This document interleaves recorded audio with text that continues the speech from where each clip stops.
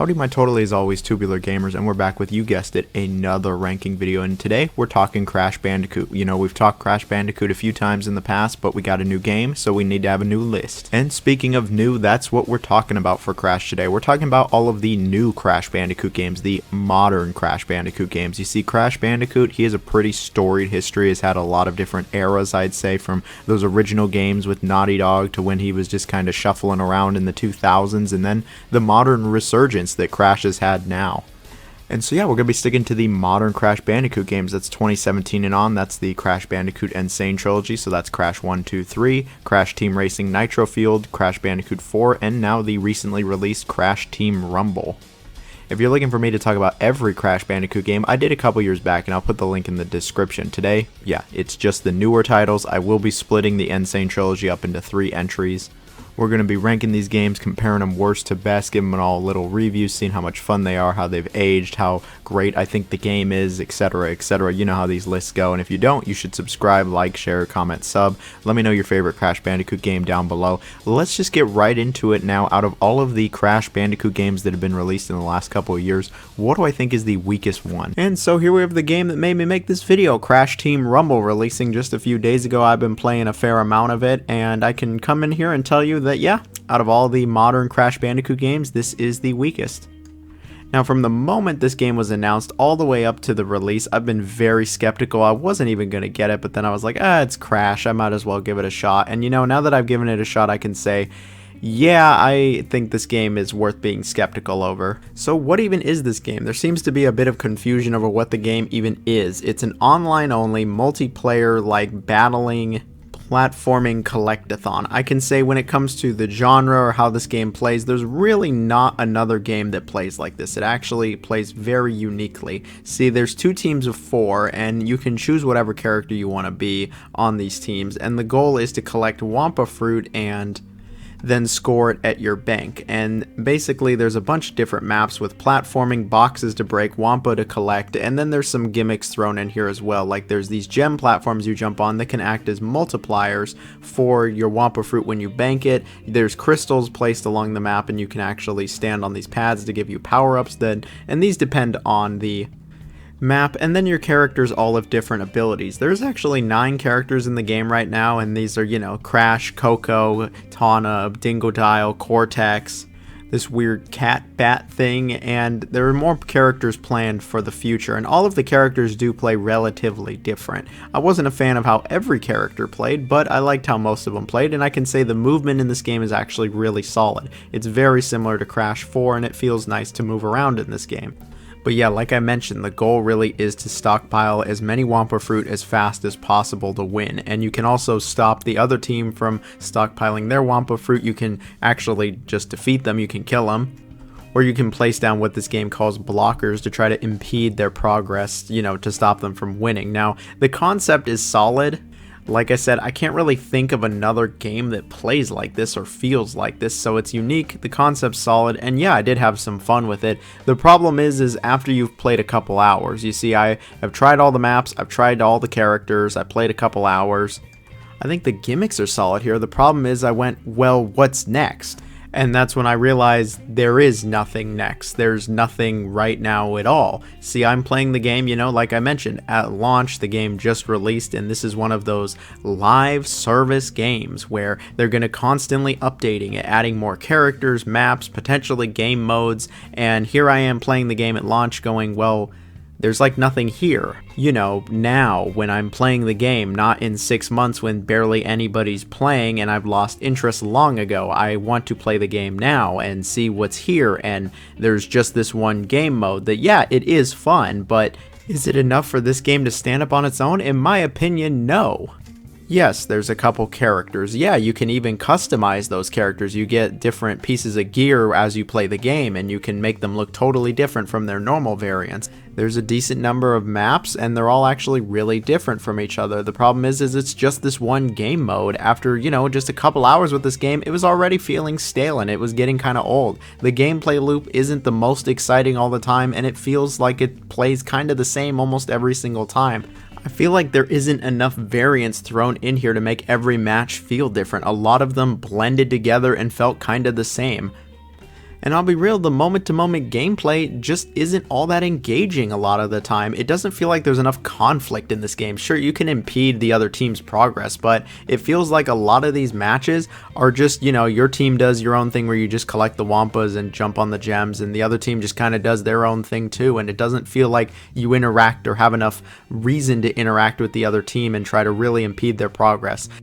Sure, I've had a couple games where I've really impeded the other team's progress and they've done the same to me to the point where I have trouble even scoring, but it doesn't feel like that's every game or even every couple games. It's like once in a blue moon where like, yeah, we'll actually really fight each other, and it just feels like there's not enough conflict. I think maybe adding more players could fix that, or giving more incentive to really interact with the other players and take them out. Like maybe you get some kind of Wampa fruit reward by taking out a player, something like that. Maybe that's in the game and I just didn't notice. I don't know. I didn't feel like there was enough conflict, not enough violence going on here.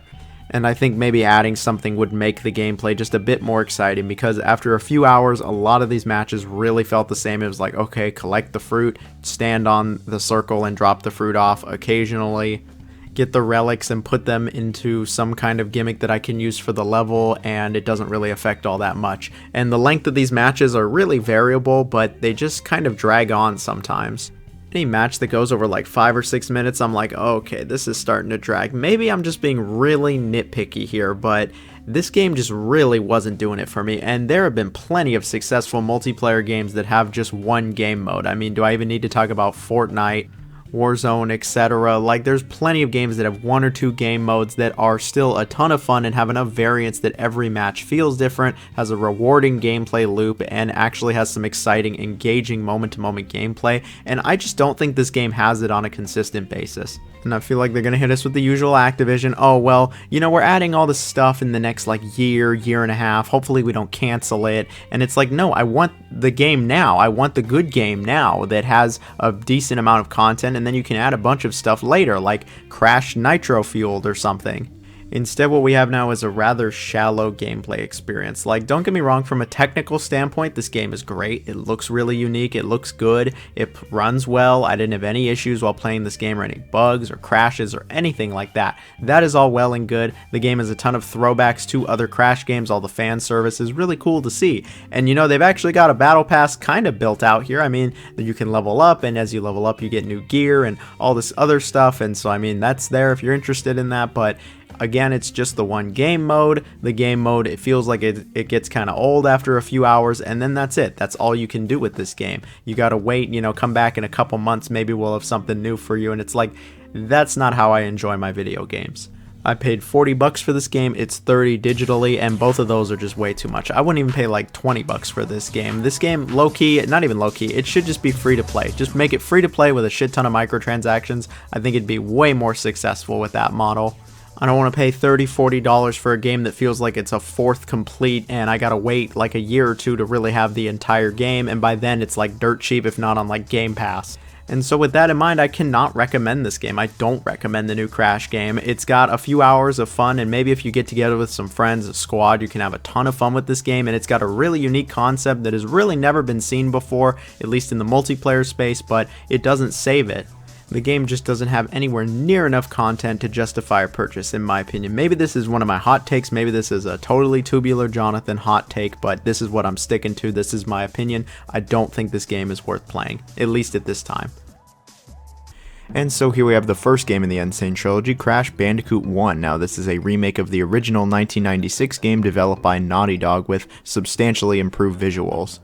Now, the original Crash Bandicoot is an absolute certified classic. I'm not here to doubt that or question that at all. It's a classic. I've played through this game dozens of times, but as someone who loves the original Crash Bandicoot, I can just straight up tell you this game has not aged as well as I would like. It has not aged as well as, say, Mario 64 or even the original Spyro, but the original Crash Bandicoot is still a good game, and it still is a fun time, a challenging time too. So if you don't know the story, really it sees Crash Bandicoot getting made by Dr. Neo Cortex as some kind of Frankenstein monster, but then Crash escapes, and it's up to him to defeat Cortex and save his girlfriend from her. Story's pretty basic, nothing special, but it exists, and if you don't know the gameplay, well, you see it right here. It's a 3D platformer. Crash has always been known as the ass platformer because you're just staring at his ass the whole time because you're just moving forward. You really do just move forward and do a bunch of platforming. A bunch of difficult challenges show up. Crash can jump, Crash can spin, and then the game just kind of throws a bunch of enemies and platforming challenges at you. Crash dies in one hit unless you get the tiki masks. You collect these Wampa Fruit, and if you collect 100 you get an extra life. You destroy boxes, and you want to try to destroy every box in the level for a secret gem, but these are not required. Most of the game you are just running forward, but there are plenty of 2D levels where it's a side scroller, and there's levels where you're running away from a boulder and you have to run towards the camera. There's also some levels where you ride this hog, and these get pretty challenging. Speaking of challenging, the original Crash Bandicoot is hard as balls. This is not an easy game. I remember when it was re-released a number of years ago and people were like, this is the Dark Souls of platforming or some bullshit like that. No, this game has always been hard. Like, the original game was really tough. This game is just as hard, if not harder, arguably. Any of the bridge levels can just fuck right off, die in a hole, and I hope I never see them again. But here we are with talking about the bridge levels all these years later. They're still horrible. This game it's just very difficult. It is an old school platformer, and it will test not only your patience but your skills as well. As a kid, I was never able to beat this game without cheats, and even nowadays I really do struggle with it. This game is just tough, but you know what's not tough? The bosses. There are bosses in this game, and these are all a joke, which is kind of funny. It's really the levels that will kick your ass, the enemy placement, and just retrying stuff over and over and over. Trying to get any of the gems in this game outside of like the first level is really freaking difficult. So yeah, the difficulty, that's probably like the main hurdle with this game, the main reason why I sometimes don't recommend the original Crash Bandicoot, where it hasn't aged all that well, and why really it's a hard sell, because there's a ton of bullshit in this game. The enemy placement, the level design, yeah, there's just a ton of nonsense here. The level design I wouldn't even say is all that great. It's alright, it's not the most memorable. At least the jungle theme is memorable, and there's some nice music, and the visuals are pretty great all these years later. Look, if you really wanted to see where Crash Bandicoot got his start and you want to see that OG game, then yeah, try the game. Otherwise, you could probably skip the original Crash Bandicoot. You're going to be saving yourself a headache. And so here we have Crash 2, Cortex Strikes Back, which is also on the Insane trilogy. So Crash 2, they really looked at the first game and said, how do we improve this and make it not only more fun, but interesting and engaging? And here we have Crash 2. So the game takes place right after the original. Cortex is defeated, but he finds some new crystals and then basically abducts Crash a bit later and tricks him into thinking he wants to save the world, and so Crash has to go get a bunch of crystals, and then, you know, he gets told by Coco and every sane person on the island that, hey, Cortex is a liar, and, you know, the plot, it's fine enough, it's nothing too special, just like the first one, but it continues on and it's nice. And so when it comes to the gameplay, this game I think is just a huge improvement on the original game in just about every aspect. The controls, which were pretty tight in the first game, are a lot looser and just better here. Crash just controls better, he moves better, his jump is better. He has the slide and the slide jump, which are just essential moves to Crash Bandicoot, and I've never not had a blast using them. The level design is better, there's more gimmicks, there's more themes than just jungle theme. There's actually a bunch of themes here, and they actually have their own unique gimmicks that mix things up.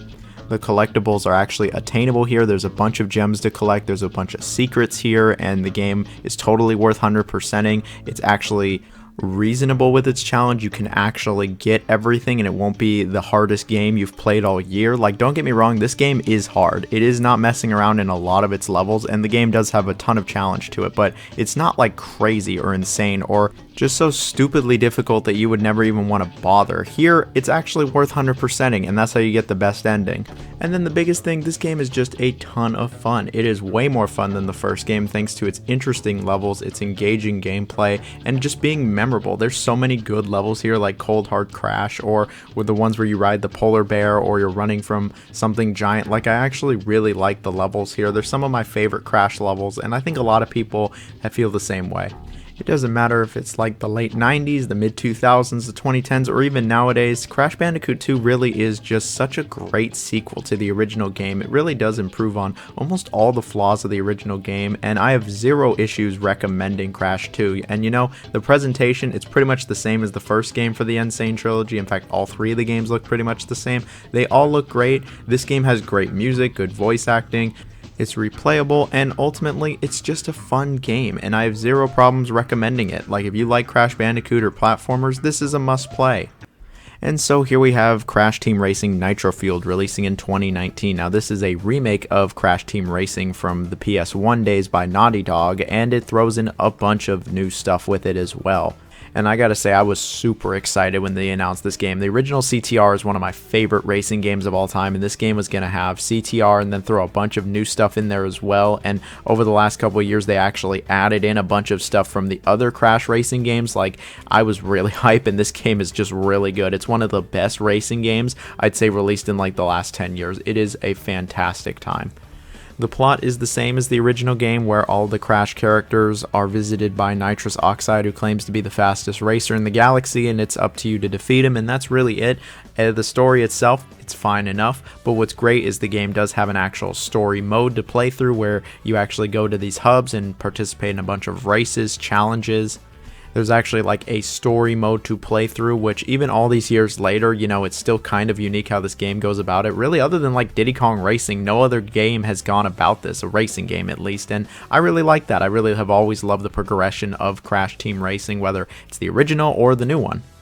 But we're not here to talk about the progression, we're here to talk about the racing. The racing in Crash Team Racing Nitro Fueled is just so great. It is amazing. Not only does it feel amazing, but it just plays incredibly well. The controls are just excellent. It's the best of any of the Crash racing games. It is a blast. Drifting in this game, which was good in the original, is somehow even better here. The drifting just feels amazing. You know, all these years later, really nothing has been able to ever top CTR in terms of its drifting. Like, damn, the drifting is just a ton of fun here. It's like the main gimmick, honestly, of the racing, and it's just so well done. The drifting is so well done, chaining everything together with the boosts, it's great. The cars, they all control great. There's items here, you know, like Mario Kart, which are helpful, but not essential. If your drifting is raw enough, you can pretty much get anywhere.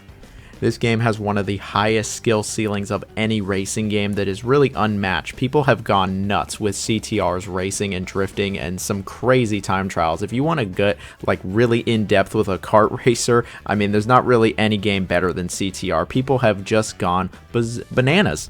And the reason is that the game is just so much fun. Like, it's really satisfying. You feel really fast. The items are fun to use. And then the game also has a number of modes. You're not just racing the whole time. There's like the relic mode, where you have to actually drive through these boxes to prevent the time from continuing, which has always been a fun time. There's finding the letters. I really like the adventure mode, again, how it progresses, how it keeps things interesting, how you go through all the courses. It's got a decent length to it. There's even some boss races here, which are half decent.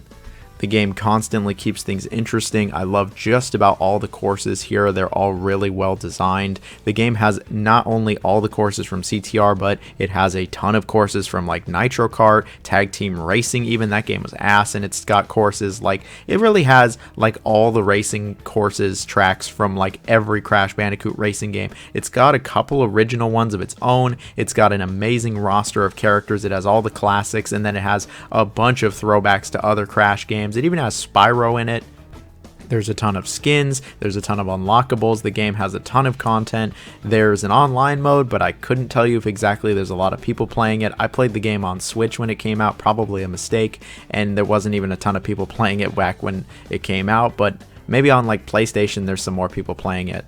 Now, is there anything I don't like about the game? Yeah, the microtransactions. They added these like 2 months after the game came out, and these really can just fuck right off. I hated these. I hate that they added these. They're annoying. They're ridiculous. They make the game way more grindy. They kind of compromise the whole store. Like, that's so shitty and greedy of them to add them in later after the game got all this praise in the sales. And a couple of my friends, they didn't want to play the game anymore because of these microtransactions, and we were having a great time. And so, yeah, I'm still salty about the microtransactions. It's ridiculous. They shouldn't have been here, and I hate that they're here. And so yeah, I still recommend the game. It's still a blast. It's still a ton of fun, but it's worth keeping in mind that there are the microtransactions here. But I can say still, this is one of my favorite kart racers of all time. It's one of my favorite racing games of all time. It is totally worth playing if you like racing games or Crash Bandicoot, and it's just a swell time. And screw the microtransactions. I'm going to be salty forever. And so here we have Crash Bandicoot 4, It's About Time, releasing in 2020, developed by Toys for Bob. I remember when they announced this, I was pretty surprised, and then it was starting to look pretty good in the trailers, and then when I finally played it, peak COVID 2020, I was like, holy shit, this game's actually really good. This is arguably like the best Crash Bandicoot game of them all. And you know, a couple years later, I don't think it's the very best Crash Bandicoot game, but it's certainly very close. It is very up there. Crash Bandicoot 4 is an excellent game. So the plot sees Cortex and Entropy escaping their prison in the past and discovering the multiverse, and decide that they want to conquer all the dimensions, and so it's up to Crash, Coco, and even Tawna, Crash's old girlfriend, but from a different dimension, to stop Cortex and Entropy. And the story, it's pretty great here. The game has a ton of charm and personality. I quite like the story. I like the characters. I like the other masks from the dimensions. I think it's all good here. The presentation, I mean, just look at it. The presentation is fantastic. I have nothing but huge praise for it. It looks like a Pixar movie. It looks amazing, super stylized. It's just great. It really is just great. And I could pretty much say the same for the music. The music is pretty excellent. You know, there's not some classics like the old ones, but it's good stuff here. Now, when it comes to playing the game, it plays very similar to Crash Bandicoot 3, just it feels like it's kind of on steroids. Other than looking better, it actually controls incredibly well. It's probably the best controlling Crash Bandicoot. And it's just a solid platformer. You know, you get to play as Crash, you get to play as Coco, you get to play as Tawna, you even get to play as Dingodile of all characters. And who could forget playing as Cortex? He's weird as hell too. You move across a world map going level to level, you know, kind of like Mario, but this game just has a ton of twists and turns and gimmicks thrown about it. The game has a bunch of staples from the Crash series. You know, you can jump on everything, there's a bunch of boxes to break, there's gems, you can spin everything. But the game throws a ton of new stuff in there, like grinding on rails, you can actually run on walls, and then there's actually all of the mask abilities. You get a bunch of masks in this game, and they all have different abilities. And you know, at first I was really skeptical of this, but you know, I can tell you after playing all the way through the game, the masks are actually really great, and they provide a bunch of new platforming challenges and keep things varied. This game is incredibly varied. Not only do no two levels feel alike, but some of them feel really different from each other. Like the Tawna levels are very different from Crash and Coco's levels. And then there's Dingodile, who's also super different. He's just chilling here. He's just trying to have a restaurant, and his levels are a ton of fun also. And then Cortex's levels are actually quite different from everyone else's. He uses his gun and actually shoots boxes, and yeah, he's a good time also. And the game keeps things interesting constantly with new challenges, and the game is challenging. I will say this game goes back to like Crash 1 or 2 difficulty. It is one of the hardest Crash Bandicoot games. It is not messing around, and I'll be real, that challenge is welcome. It's absolutely welcome in the modern era, especially with platformers, and it's really nice to see a game have no problem kick your ass. And then we get to the collectibles. Now, you know, Crash Bandicoot has always had a lot of collectibles, but this game just goes absolutely nuts. You know, like every level in the original couple games, there'd be maybe 1, 2 gems a level, maybe 3 here or there. No. So this game, every level has like 10 or 11 gems based on objectives, getting the fruit. Like there are tons of gems, tons of collectibles, tons of reasons to replay these levels. There's all these weird, crazy versions of these levels with interesting colors or gimmicks, like inverted levels. Like they just really tried to find a number of reasons why you would want to come back to each level dozens of times. And if you want to 100% this game, it's going to take a very long time, much longer than any other Crash Bandicoot game. In fact, it's really a con with how big it is. Like this game is like over 40-50 hours to 100%. I've never even gotten close to 100% in this game. Like for a platformer, it might be actually like too much. Like there is so much to this game that sometimes I think it's a little too much, which I know might sound silly. Too much gameplay. Well, I mean, sometimes, yeah, you can have too much, and this game, it just goes nuts. It goes so hard.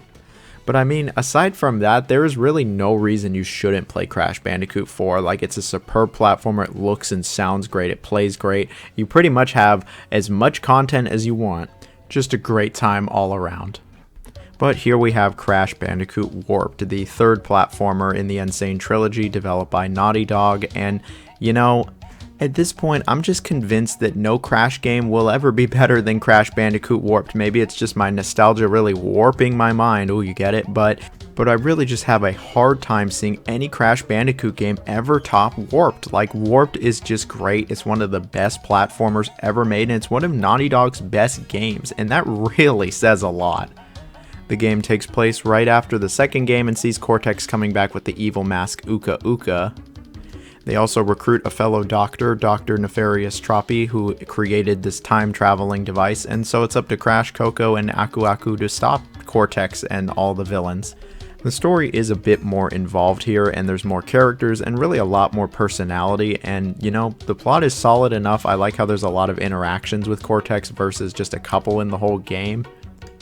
But most importantly, I think the plot is great. It's setting up like the whole game, because now you're traveling through time to get the crystals. And when it comes to getting the crystals, there's actually quite a bit going on here. The gameplay is a bit similar to Crash 2. You know, you're still moving forward for the most part. It still is quite linear. However, Crash gets a bunch of new moves here, like a double jump, a body slam. He even gets a bazooka at one point. The controls are excellent, all the abilities you get are excellent, and then this game just has a ton of gimmicks. Really, almost none of the levels feel the same. They all have something unique going on with them. Maybe not with their theme or aesthetic. There is a bunch of different themes here, way more than the first two games combined, but every level feels different. And you know, all these years later, I still think these are like the best levels Crash Bandicoot's ever had. They're also memorable, they're interesting, they're engaging, it's fun to collect everything. I've always 100%ed this game whenever I play through it. I think it's a great time to 100%. It's not stupidly challenging, it's actually the right amount of challenge. And the game keeps you on your toes with so many new enemies, gimmicks, level design. It's all really well done here. You won't be just Crash running around, though. There's actually some vehicle levels. You know, you get on like a dinosaur at one point. You even get on a motorcycle. I've always loved the motorcycle levels. Sure, it's a bit tight, but I just love the motorcycle levels in this game. These are super fun. And then you also get to play as Coco. Well, in the Insane Trilogy, you can play as Coco regularly, but there are Coco-specific levels, and these are where she's on a vehicle, also like the one where she rides the tiger across the Great Wall of China. I really like these levels. I would say there's really not a bad level here. They're all really great, they're memorable, they're fun, they're engaging. The boss fights are the best boss fights of the trilogy, easy. The first two games were just kind of a joke. Here they're actually pretty good, and there's some standout ones like the final boss and the one against Dingodile. And yeah, like I said, there's a ton of collectibles here, whether you're destroying all the boxes, whether you're getting the gems, the hidden gems, the platform gems. There's a lot of freaking gems in this game. Or the time trial relics. This was the game that introduced the time trials and the relics. And while the relics are in all three of the games on the Insane Trilogy, this is the only one I really like, because this one, it feels the most natural. It was designed for this game. These are a blast, have always liked them. And I think they're worth doing. It's just a really fun time. There's a bunch of hidden levels here that are great. Yeah, no, this game is still just superb. I have no problem saying that this is the best Crash Bandicoot game. It's certainly the most varied. Like, the game just has so many gimmick levels, and then there's so much fun. There are so many great, memorable levels. Like, I could go on and on about the levels with this game. Like, I will name a couple I really do love, though, like the motorcycle one, especially the one with the UFOs. I really love the jet ski ones, really all of them. I even like the ones where you're in the sky shooting at stuff. Like, they're all really memorable and fun. This game, you know what, if I had to describe it, it would be that. It's fun. That's the biggest thing. I really recommend this game. 100%ing it. It's just a great time, whether it was the 90s, the 2000s, now it doesn't matter. The game is just a blast. It looks great. It has the best soundtrack, the best controls. Like, it really is just a superb game. One of the best platformers ever. No problem recommending it. In fact, just get the trilogy. The trilogy is pretty cheap now. Like, even all these years later, it's still one of the best values in gaming. Like, and it's crazy that this happened. Like, 3 games remade, 2 amazing ones, 1 alright one. Like, no, just get the trilogy. It's awesome. Crash is great. Love the third game the most. It really, maybe it's just nostalgia at this point, but the third game's just always going to be the best pretty much to me. Okay, I'm gushing and I'm going way too long, so that's it for this video. You know, it's a shame that I made this video kind of for Crash Team Rumble, and then I thought it was the worst game here, but, you know, it's always fun to talk about the older Crash games. Those games are just always classics. If you made it to this part of the video, comment bricks. Thank you so much. Have a good one.